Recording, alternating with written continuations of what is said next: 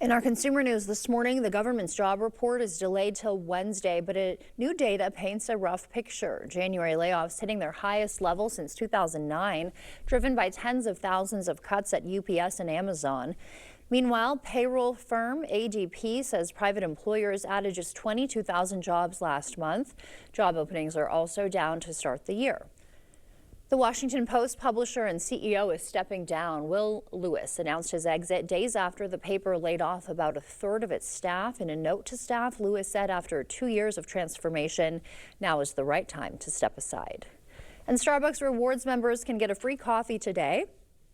Buy any drink, you'll get a free tall, hot, or iced coffee. You can check the offers tab in the app or ask your barista. Your cell phone might be smart, but is it strong enough to last all day? CBS's Evan Moon takes a look at which phone has the best battery.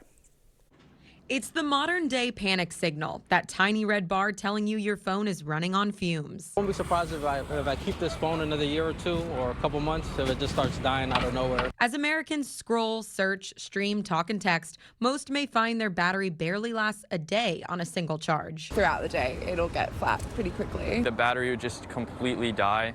Like, I couldn't even go through a full day of school without it just like dying before I got home. The problem is not new. Batteries technology has basically been the same for about a decade or more. CNET recently put 35 phones to the test. Managing editor Patrick Holland says one clearly outlasted the rest. For battery life is the iPhone 17 Pro Max, and full disclosure, it is also the most expensive phone on our list, starting at just under $1,200. Second place went to an underdog brand. The OnePlus 15. Now, some people may have heard of this brand. Rounding out the top 5, their research found Motorola also had a few models worth buying. Holland says in the last year, smartphone life has improved due to the use of silicon inside batteries, but only slightly. In 2025, brand new phones did have longer battery life than those that were made in 2024, but it was less than 1%. What should or shouldn't you do to conserve battery? I mean, the first thing you could always do is just have a battery, like an extra battery pack. Turn off your always-on display. That takes up some extra power. You can dim the brightness of your screen. You can also look if you can get on Wi-Fi.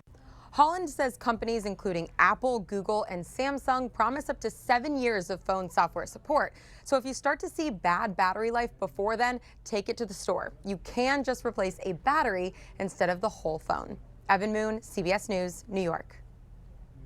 Do you have questions about your rights as a consumer? Now's your chance to get them answered. The DATCP taking part in a Q&A session with our sister station in Madison. You can submit your questions to that email you see there on the screen, and we'll bring you answers after the session.